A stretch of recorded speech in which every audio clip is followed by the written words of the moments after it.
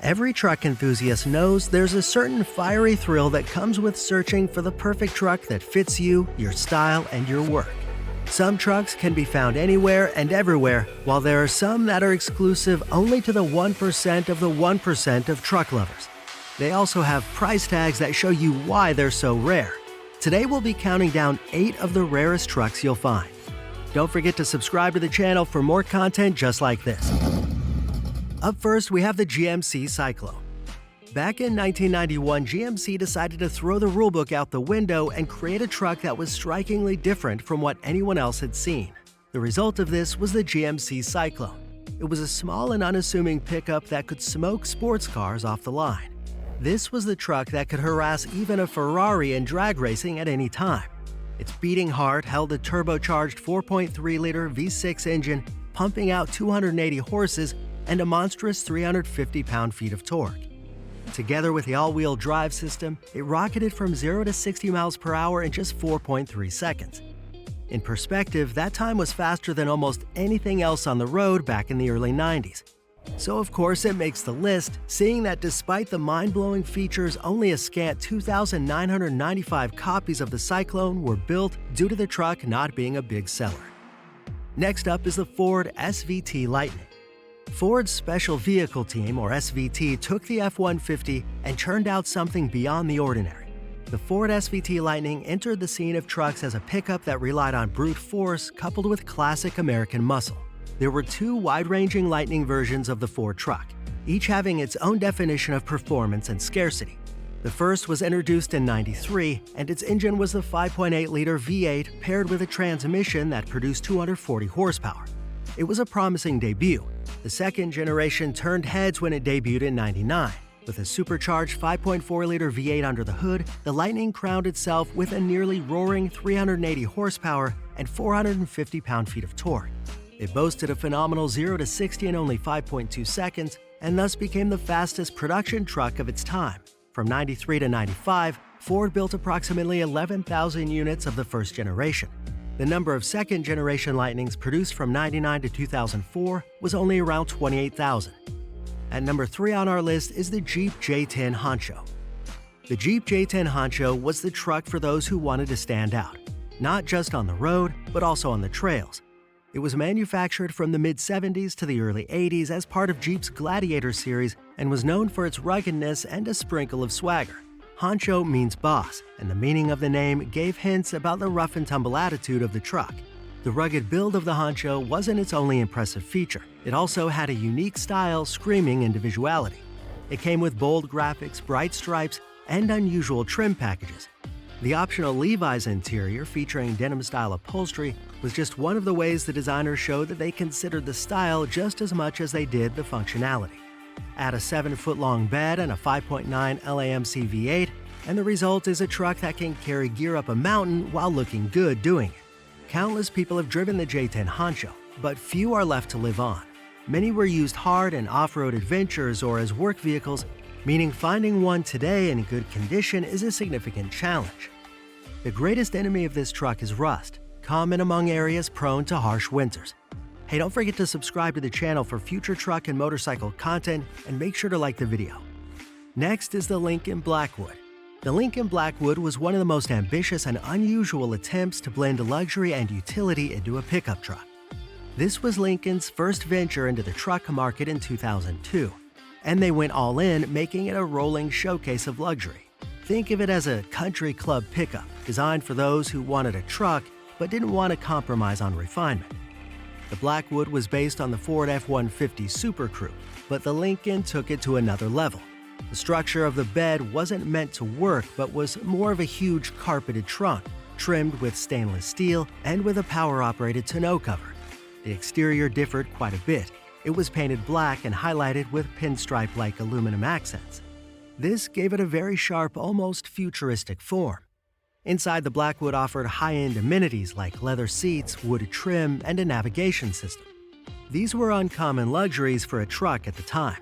The truck is rare because Lincoln had misjudged the market for it, thinking they would sell 18,000 luxury trucks in a year at the end of their production run. Instead, it had to stop just 1 year into production.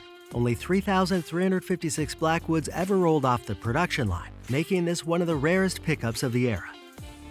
Next up, we have the Subaru Brat. The Brat took itself less seriously as a truck. It was designed in the late 70s and would stand the test of time until at least the mid-80s. This car was designed around the question, what if a small pickup could haul stuff but still be a pickup?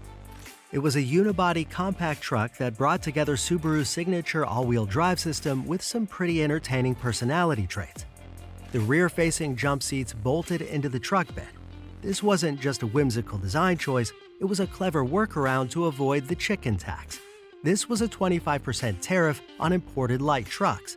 By legally qualifying the Brat as a passenger vehicle, Subaru dodged the pesky tax, making it more affordable to U.S. buyers. Those jump seats were perhaps not the most practically preferred options or the safest, but certainly completed the Brat's essence and solidified its position as a fun, quirky ride. Under the hood, one could fit a 1.6-liter or even a 1.8-liter flat-4 engine, which could translate to rather decent power considering the size and weight of the car. If coupled with Subaru's relatively efficient all-wheel drive system and combined with a lightweight body frame, the Brat could impressively maneuver all kinds of rough terrain in the outdoors. Unfortunately, almost all those cars were driven hard and rusted away, with some exceptions in warmer climates. Next up is the Mazda Rotary pickup. The Mazda Rotary pickup is one of the most unique trucks ever built, and not just because of its rarity. It's the only pickup truck powered by a rotary engine. From 74 to 77, the REPU was an audacious attempt by Mazda to take its rotary technology to entirely new markets. It combined the practicality of a compact pickup with the thrill of Mazda's signature Wankel rotary engine. This made it a truly one-of-a-kind machine. At its core, the rotary pickup featured a 13B rotary engine that was delivering 110 horsepower and getting to heights that traditional piston engines of the time couldn't match. The sporty feel of driving this vehicle closely resembles that of a typical car in terms of engine responsiveness, compared to other more utilitarian models of cars available at the time.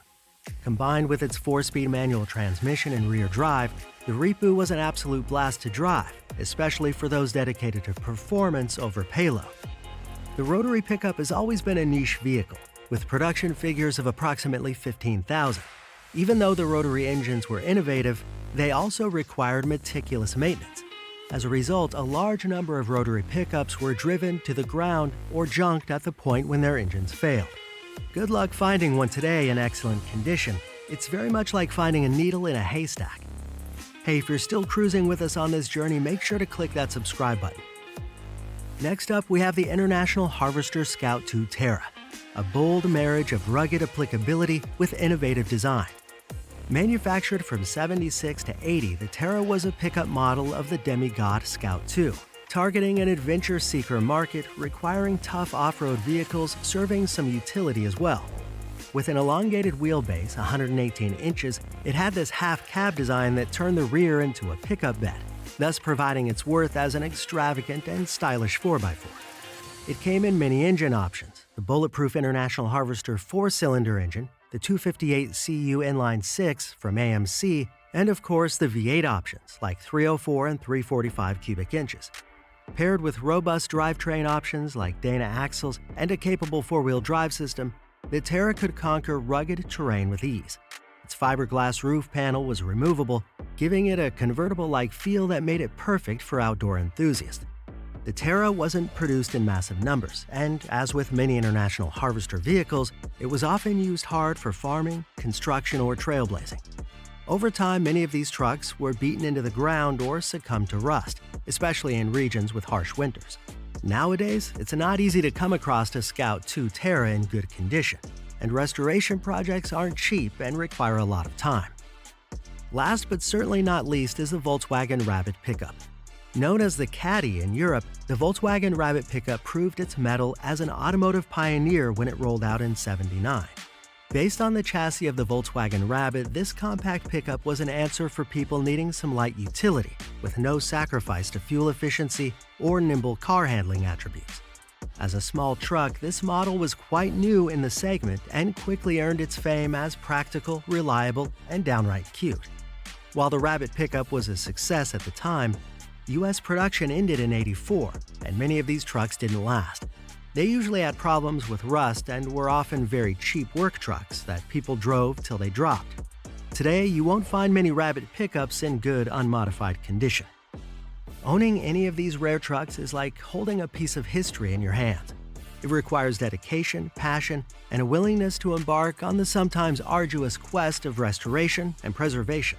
The thrill of the hunt, the excitement of discovery, and the satisfaction of finally bringing a rare gem back to life is a journey that only true enthusiasts can fully appreciate. Hey, thanks for watching. Don't forget to subscribe to the channel, and I'll see you in the next video. Until then, ride safe and truck on.